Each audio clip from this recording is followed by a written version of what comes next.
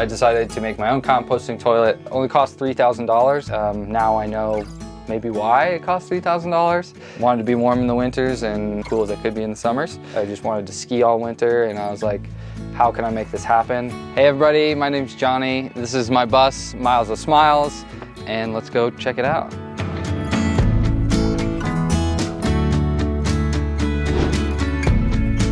All right, here we are in the kitchen. Definitely went with a copper theme throughout the whole kitchen, as you'll see.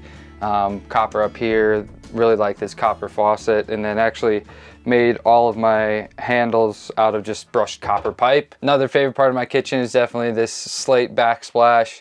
This is a last minute addition, but just kind of love the combination of stone and wood. So this is just actually big sheets of slate tile that interlock. So just plywood behind here and then some mortar, and the slate tiles just locked together. Well, I didn't really have room for an oven, so I just have a 2-burner propane cooktop. I do have a little toaster oven that I can plug into an outlet. And then over here, got a nice big sink. I like that I have all this space and I can put dishes under here. Nice little drying rack. Makes it easy for dish management, but definitely still gets out of control sometimes. Back here, again, kind of continued with the copper theme. You'll see it throughout the kitchen and the bathroom, but these just happen to fit in here really nicely, and you can see it's kind of a big game of Tetris back here, but that's storage everywhere on the bus. Moving up top, this is basically my pantry. Oatmeal, cereal, all that stuff. Canned goods down over here. And I wanted to have these be soft close so I could just drop them, and also they rattle around a little bit less. Obviously I have my faucet here, but for my drinking water I do have a much deeper filtration system underneath. You know, on the road you're getting your water from all sorts of different places. For me and my dogs wanted to have a good filtration system, so that was key for me, and makes it really easy, not taking up any counter space with any filter or something in my fridge, something like that. So I have 100 gallons of fresh water that's actually under the bed, and that honestly, if I'm not showering in here, can last me over a month easily. If I am showering in here, maybe a couple weeks. Being that I have 2 dogs that are pretty big and drink a lot of water, I am very glad that I have that amount of water because they consume a lot of water as well. So here we are in the bathroom. First thing you see, and kind of the most prominent as you walk into the bathroom, is the kind of copper theme that I said, you know, is throughout the whole bus. But again, just like the exposed copper pipe. And then over here on the other side, we have my composting toilet. I decided to make my own composting toilet. Just wanted to save some money. And it ended up being probably around $200. I used a lot of materials I had. And the most expensive part of it was actually the urine diverter, which I think was like $150. But I actually have a computer fan that I have in the box that just blows to the outside. Any smell, anything is going pushed to the outside, and really don't have any issues with it, which is great. So behind the tile is a 1/2-inch hardy board, I believe. I wanted to go with something pretty rigid. It's hardy board, then coated with red guard. And then for the base, I actually used a pre-contoured foam board, and the drain actually sits under the toilet. The toilet's floating and the drain's under there, so it's totally hidden. As long as I'm level, things drain well, but a lot of times you're not level, so maybe you have to squeegee it back to the drain here and there. I actually used epoxy grout on the tile. So the epoxy grout helps with waterproofing, and then also just adds a bit of strength and rigidity. And I've put 10,000 miles on the road. Even my back wall, which the grout's not finished, hasn't fallen, cracked, nothing. So definitely recommend using you know, an epoxy grout and a nice flexible mortar for your tile.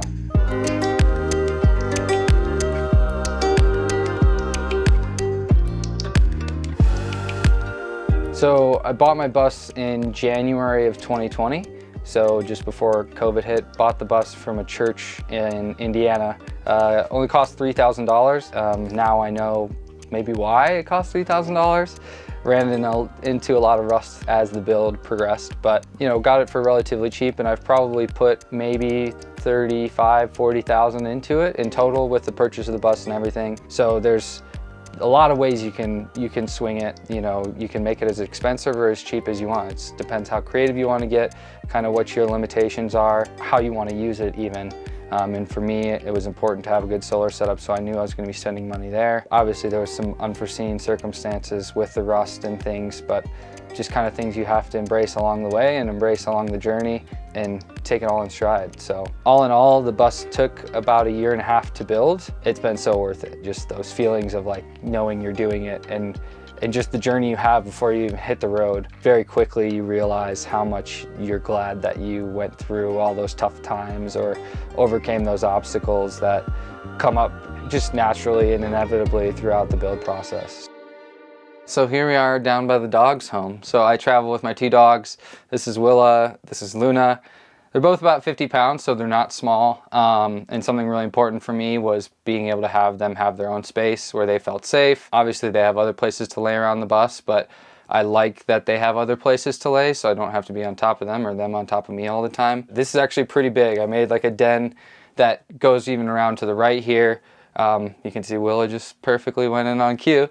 I really like this. They love it. They sleep in here just about every night, but they can move in about freely as they want, and it stays pretty cool. Even when it gets warm in here, down here is pretty cool underneath the bed. It takes up a fair amount of space. It's actually a junior IKEA mattress that they're laying on. So it's a pretty big space, but they can both fit back there super comfortably, and I love that they love it and just embraced it. You know, my biggest thing when building the bus was making it as comfortable for my dogs as it was for me. So, you know, think about your dogs or your animals during the build too. Give them their own space, or, you know, try and make things quiet for while you're driving, as quiet as you can. And then as far as traveling and being places with dogs, you know, respect wherever you are, obviously, respect the area.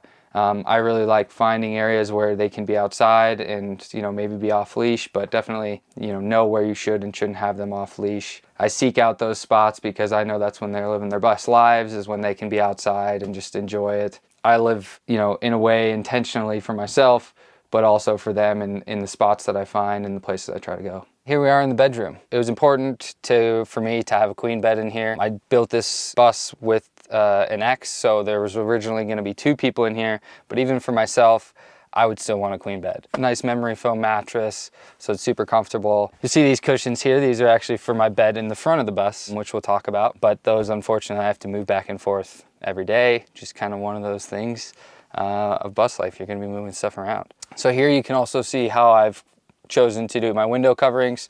So all I have is fabric with some spring-loaded rods, and behind that I have Reflectix. The Reflectix I've found has been super helpful in the cold and the warm. It's really key for regulating your heat and just adds a little bit of insulation.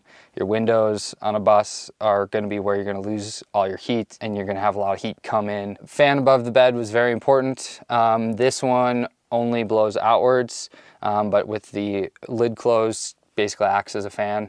And then I have another one in the front of the bus that will blow in and out. Super nice for getting air flowing through here and just being able to really get some air moving in the space when it's hot. So back behind this curtain is my closet. You can see I have quite a few hanging clothes, which is really nice. And then also on top of that, I built a little box kind of to act as a headboard.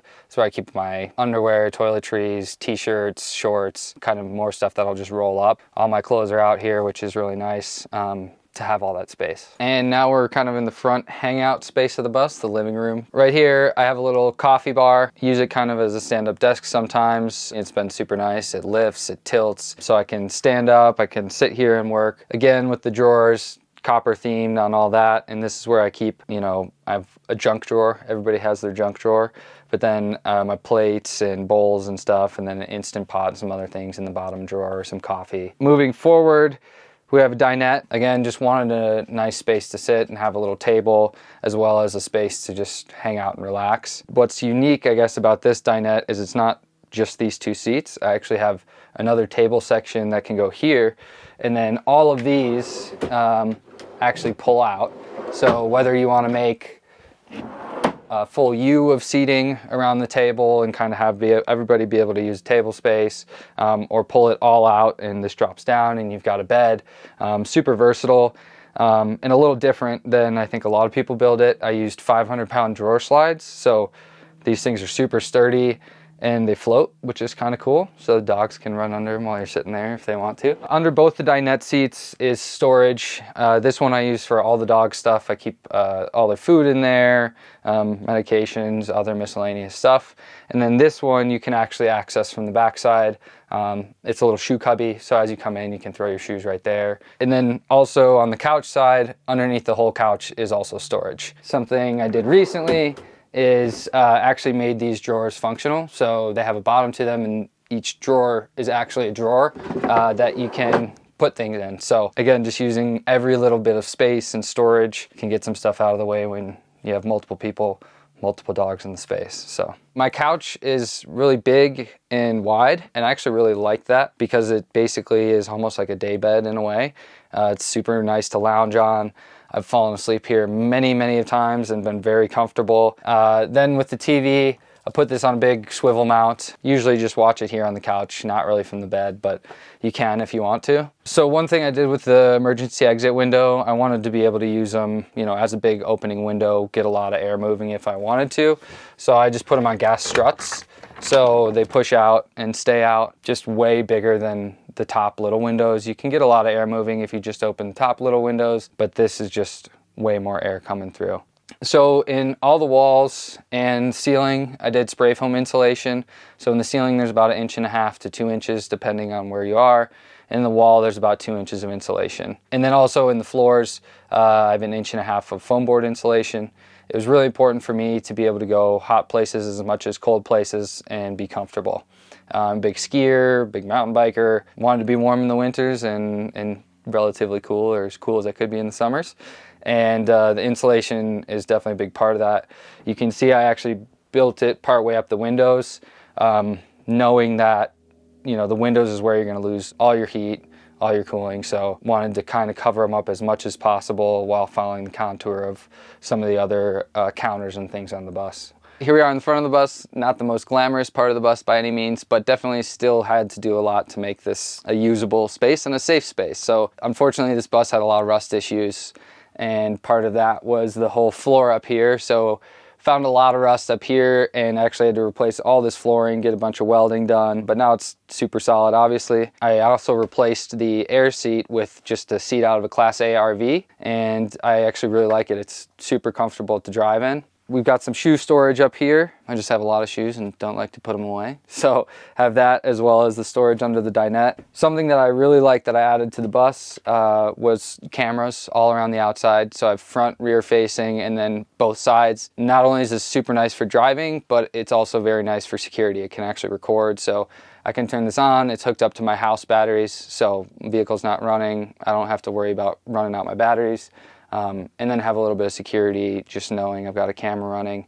Then up top here, this is kind of a difficult space for me to figure out how to build out. Maybe down the road, I'll finish this a little bit more and build some wood here, but there's a lot of weird angles to work with. So my solution to that was just adding a little track and putting some curtains up here. There is a window behind this Reflectix, and so a lot of heat would just come blaring through here, blaring into the bus, and putting the Reflectix there and just shutting these off can help on those really hot days, just keep the heat up there a little bit. One other thing about the front here is I just added hooks everywhere. I find hooks are really important, and I just put them all over my bus. I've got a bunch of them in the back and in the front. Like I said, I've got a lot of jackets and seasonal things, and got to hang them somewhere and get them out of the way. So hooks are your best friend.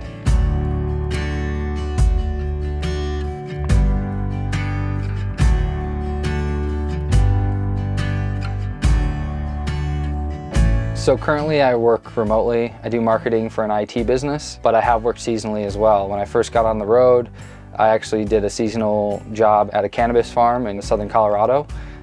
So I knew somebody who was involved in the cannabis industry and was just looking to get on the road with seasonal work, and got some work down there. Went and worked at a ski shop and had a blast. I just wanted to ski all winter, and I was like, how can I make this happen? Go work at a ski shop. And that was an awesome decision. And then this summer I decided to take the leap into remote work. For me, I was really nervous about it because I really like people and interacting with people, and obviously just being out and living this way can be isolating, it can be lonely. So I was worried about how, I would do getting my human interaction. And, I've just found that you got to seek it out a little bit more. The seasonal gigs gave me friends right away, or people I could meet people through right away because I was working with them. Whereas now I'm in the middle of nowhere. I'm not going to just meet a neighbor down the street. You got to go out and put yourself in situations where you're going to meet people, or just maybe chat people up more when you're out and about and make friends that way. And it's amazing the connections you'll make and the people you'll meet kind of in that more vulnerable way, because you have to put yourself out there. but it can be really rewarding when you meet some really genuine and nice people. So an important part for me is being able to carry around a lot of gear, and that's what the garage is for. I actually had to build this door. The original doors on the bus were so rusted that they fell off when we were doing demolition. So it created this kind of big garage door style ungassed struts, and then opens up to my garage. So here, obviously, front and center, you see all my electrical. It was really important for me to have easy access to all of this. And because I had a lot of room, I didn't have to shove it under a couch or anything. I wanted to have it easy to work on if I needed to troubleshoot something. And so I have my 12-volt panel up there, and then 2 charge controllers, inverter charger, and then a distributor, and then my batteries are actually in here. One problem I ran into early on, once the weather started to get cold last winter, is I didn't realize or didn't think about the fact that lithium batteries won't charge below 32 degrees Fahrenheit. And so I had to build an insulated battery box. Just the insulation alone has been fine. Now I've definitely gone much colder places than I'd gone previously without any issue. And then also underneath the batteries, I put a heating pad that's on a switch. So if I really need to, and it's so cold, I can heat the batteries up to get them to where they'll actually charge. Otherwise they won't charge. So up top on the bus, I have 800 watts of solar. That's 4 200-watt panels. And then I have 2 206 amp hour batteries, so total of 412 amp hours of lithium, 3000 watt inverter, and then I actually did 2 charge controllers. So I was gonna do 1 charge controller that can handle both of them, but getting 2 separate ones was actually cheaper. And what I like about it is if one goes wrong, I still have the other one. You know, it's not like if I only had one and something happens to it or something's going weird, I have no power. So it gives me a little bit of a backup solution. With my 800 watts and the batteries that I have, I really haven't had many issues. I don't have a generator.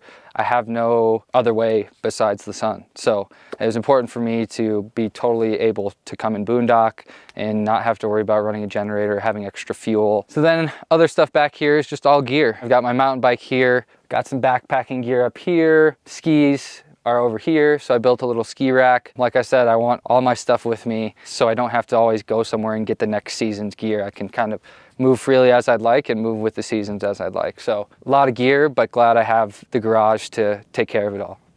So originally when I started my bus life journey, I didn't have a car, but now I've got this Subaru Crosstrek 2023 to tow around with me. Definitely been a learning experience. It's a lot to move around a 32-foot bus, plus the car. In total, I'm at about 53 feet, so it's a big rig. But being able to just park the bus and have it set up kind of as camp, and then be able to use the car to go mountain bike, go places, makes it a lot easier to access places and get to trailheads, and it's a lot cheaper. That car gets 30 miles to the gallon, the bus gets maybe 8 or 9 on a good day.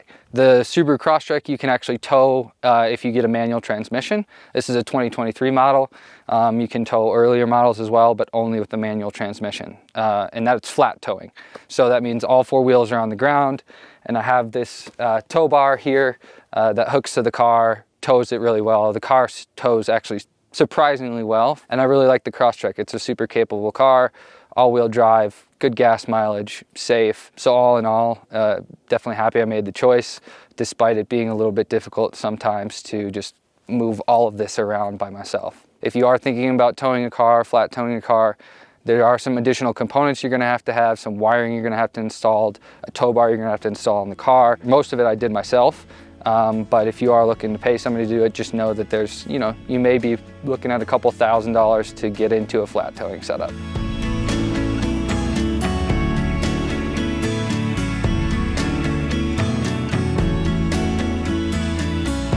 Thanks for watching and coming along on the bus tour and checking out Miles O Smiles. If you want to follow some more, milesosmiles.bus on Instagram and Miles O Smiles on YouTube.